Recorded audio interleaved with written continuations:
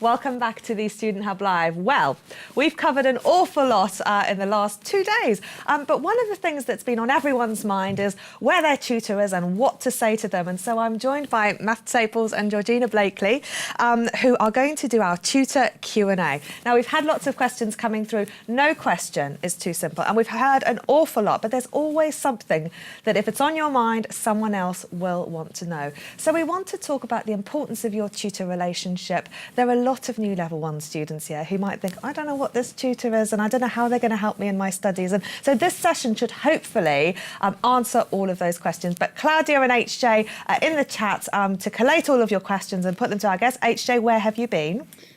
I was just getting some biscuits for Ruth thinks we should have a cake and biscuit club. So yes, no power napping at all there. Yes.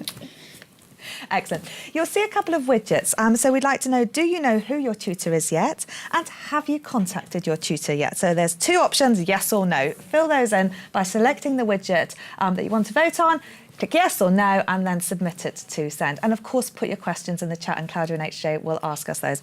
Now, Matt and Georgina, Matt, you're the current chair of DD 102, introducing the social sciences. And Georgina, you were the chair of DD 102 before you went off to be the director of teaching.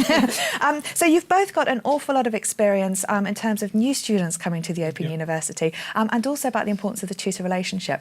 Why did you want to run this session right now for our students who are just getting ready for their studies? Well, I suppose for me, the first few weeks of the module are the most important. And I can't really overestimate the relationship and the importance of the relationship between the tutor and the student. I often think it can be the make or break, you know, getting that first contact made, really engaging with the tutor in all the different ways, you know, and thinking about how can I make best use of the tutor is for me one of the key questions I think students need to be asking themselves as part of preparation for the module. So could we go back to basics for all the new students who might not know what a tutor is or even how many students the tutor looks after? What does this relationship look like? Okay, I mean, to different students, it can look slightly differently, I guess, depending upon how you engage with the module. I mean, on DD 102 and on lots of the level 1 social science modules, there will be, you'll get an email and you'll get a telephone number and you'll get a forum where you can engage with the tutor, the cluster forum, plus a tutor forum in most cases as well. And then there'll be face-to-face. So there's lots of different ways you can engage with them. Gosh, that's a lot to keep up with. Yeah, it is. Do students need to do all of these things? Well, I think students need to develop a strategy and think to themselves, how will I best engage with my tutor?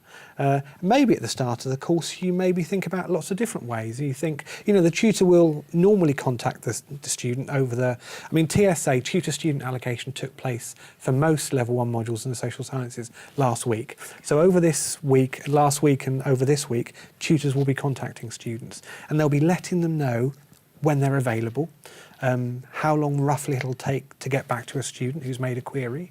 Normally about 48 hours, we say, ideally.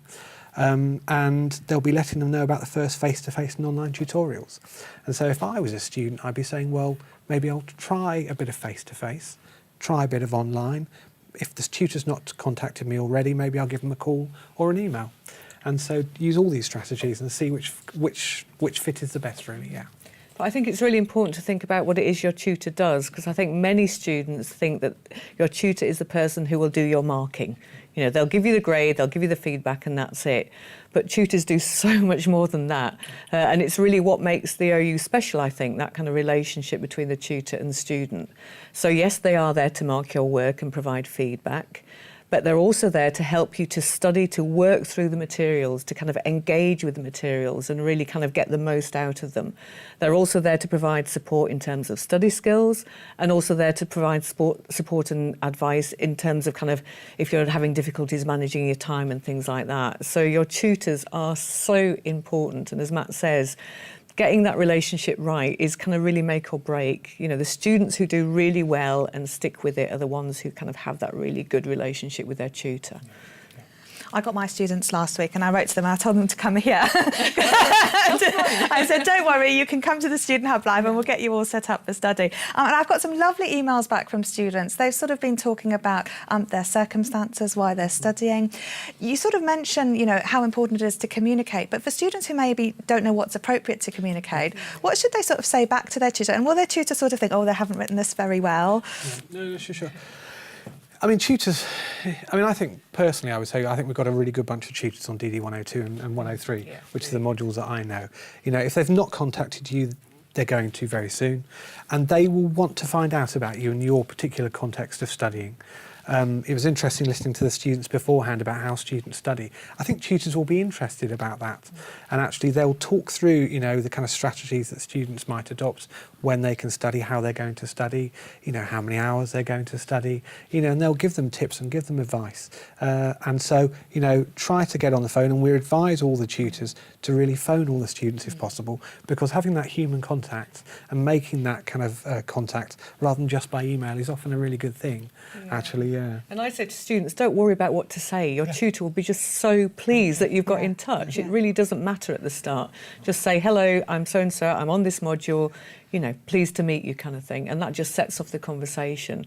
And I think the thing about the phone call is actually quite important, because I know for many students, particularly if they're feeling nervous, the thought of ringing your tutor is like, oh my goodness, I can't possibly do that. Especially if you make an appointment. Absolutely. It's really hard. But I think if you can get over that hurdle of what you might actually say in a phone call to your tutor, and perhaps arrange a convenient time via email, something like that, but actually having that phone call, if you can get over that first kind of embarrassment and hurdle of doing it, can make a huge difference, because your tutor then becomes a person like you. And it's important to remember, a lot of our tutors have been OU students, so they know exactly what you're feeling. And it really is important. I've probably heard it from a lot of students before as well. I'm feeling excited, I'm feeling anxious. So how many students does each tutor have, and sort of how deep can this relationship go, really? No, indeed. I mean, normally it's between, on DD 102, 103, it's between 12 and about 17, 18. So it doesn't often go above that, to be honest. So your tutor will probably know your name and might remember quite a lot about you, depending on what you choose to tell them. Yeah, and in most cases, the tutor kind of works and lives in your local area too. DD 102, 103, DB 123, our level 1 modules, DE 100 as well. They're allocated on a kind of regional cluster basis. And so it's tutors who know your area. And, you know, so they'll be interested. You know, you will be meeting them hopefully at face-to-face events or online.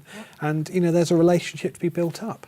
Yeah, but I guess it's maybe what you're hinting at is you also have to have boundaries. Yeah, your tutor's not going to be there 24/7, and on a Friday night they're probably not wanting to hear from you at 11 o'clock at night.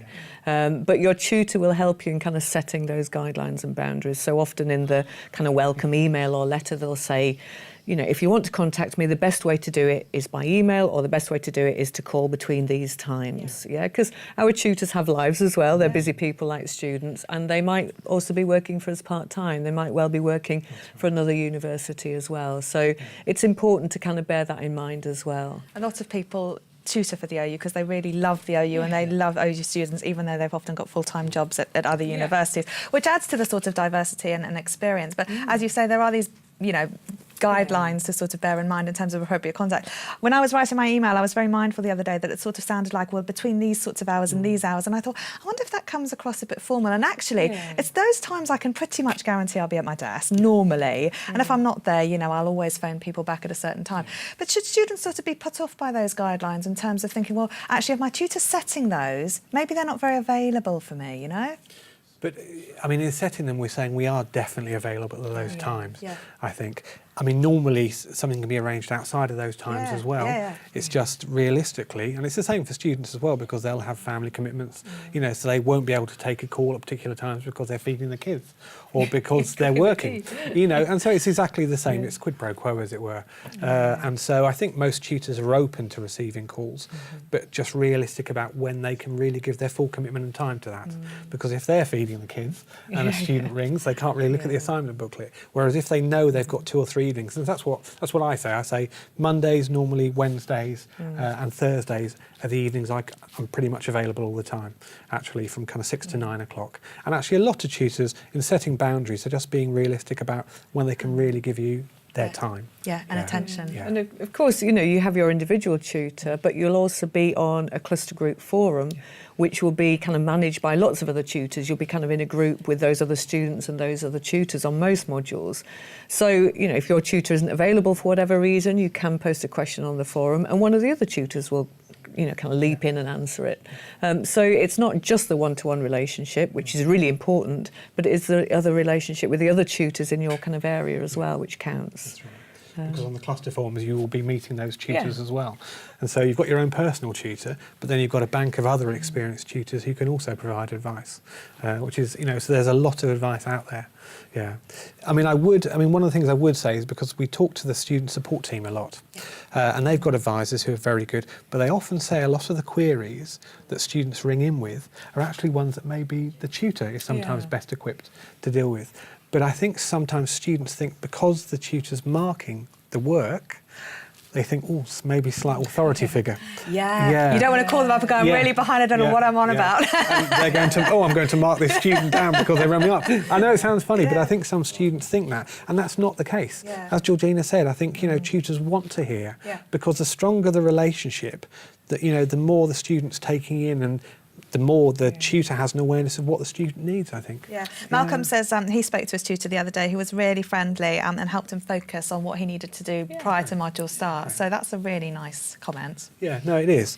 And, tutors will want to do that kind of, I suppose, diagnostic kind of thing, like what do you think your strengths and weaknesses are? Where do you think, how will you study? Are you going to come to the first tutorial? And they want to be able to give advice and just to get to know you a little bit, I think, really, yeah.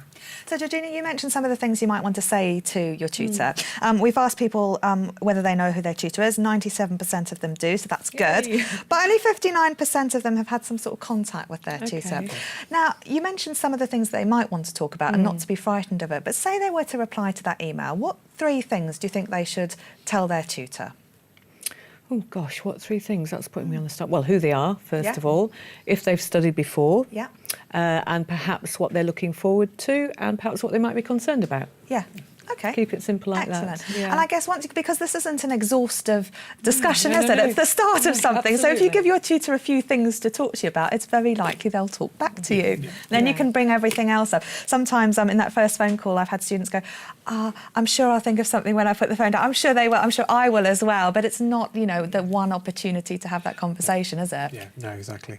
And it's about thinking there's multiple ways you can have that conversation. Yeah. Some people are slightly reticent on the phone, but all through DD 102, all through 103, you've got reflection questions, for example, and that's part of the question, part of the dialogue as well. Yeah. And so it refers back to what I was saying earlier about thinking of the different ways you can interact with the tutor and really taking those opportunities. Yeah. So when you've got on your TMAs, you've got a reflection question about how you're doing, what kind of support the tutor can give you, really think about that as part of your essay, going forward. And that kind of feedback you get on your TMAs from your tutor is also part of the communication. Tutors will provide you with lots of feedback, and although you'll look first of all at the mark, we all know students do that, but you really need to kind of look at that feedback too, because that's like a dialogue as well. So you need to engage with that feedback, and then perhaps if there are questions arising from that, get in touch with your tutor and say, I'm not sure what you meant by this, or I understand that, but I'm not sure what to do about it. So see that as part of the conversation as well. And that communication with your tutor is absolutely vital. If you don't communicate with your tutor and then ring them up, 2 hours before the TMA deadline and say, I can't do it, they'd much sooner kind of know about things beforehand. So keeping those lines of communication open, whatever they are, is really important with tutors. Let's take a quick trip to the hot desk. HA, were you really power napping earlier? Well, sports did recommend it, so I thought it was a good idea. Maybe there's a difference between power napping and sleeping. I'm not sure. I'm doing a study on it. It's academic curiosity. That's what that's all about.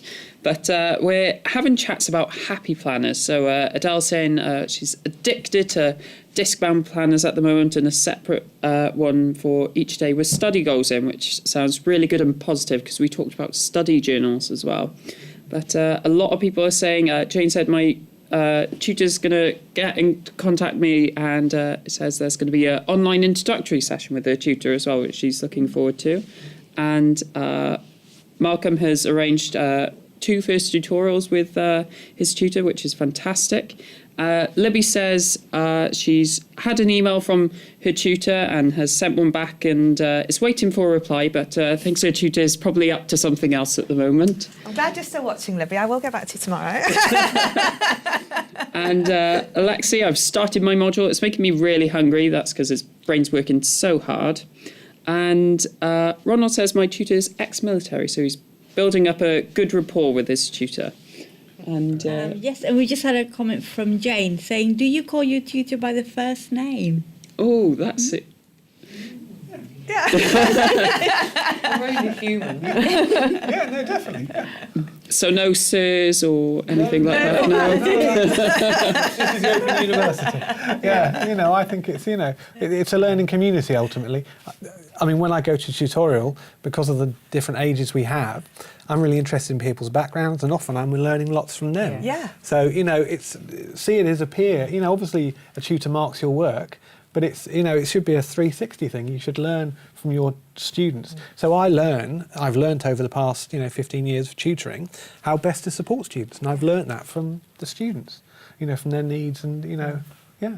Because it's one of these things that whilst the tutor has a lot of knowledge and they will ultimately know the right answers to the TMA questions, the tutor-marked assignments, they're also, like you say there, Matt, there to help you learn, because the idea with this distance learning game is really that people become self-motivated, capable learners, and generate those skills so that they're able to take on more complex tasks as they progress through their studies.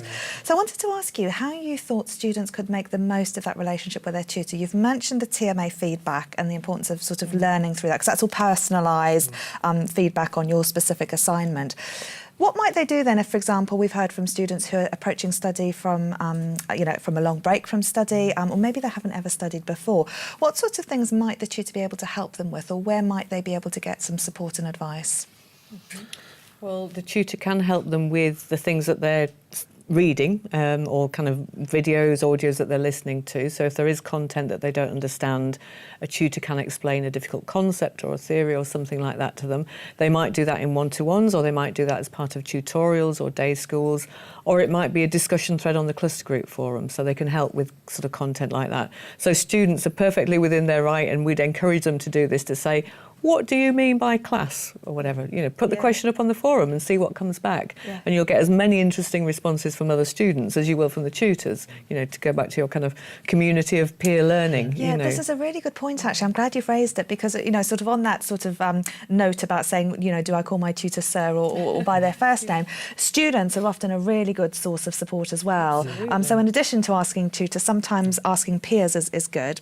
Is there anything you could say about that, and also about the idea of sometimes formulating emails or asking questions that can sort of help clarify processes? I mean, sometimes I'm writing something and I'll think, what really is the problem that I want to explain to my tutor? And then I'll write it down, and then I sort of work through the answer through that process. So it's almost like I can imagine somebody there, over time I've sort of learnt how to sort of be that sort of voice of saying, what might they say to me? And this is sort of developing your learning. So your tutor can both directly help you, peers can help you, but also that knowing someone's there can sometimes let you help yourself. Yeah. Yeah. It's funny, they were talking about learning journals. Yeah. And actually that's a really good place. I mean, 102 has a learning journal, it's voluntary, but I would recommend the students to print it off and to start using it, because it helps formulate some of those questions, because you get feedback from a tutor and you think, well, how does that relate to what I've done?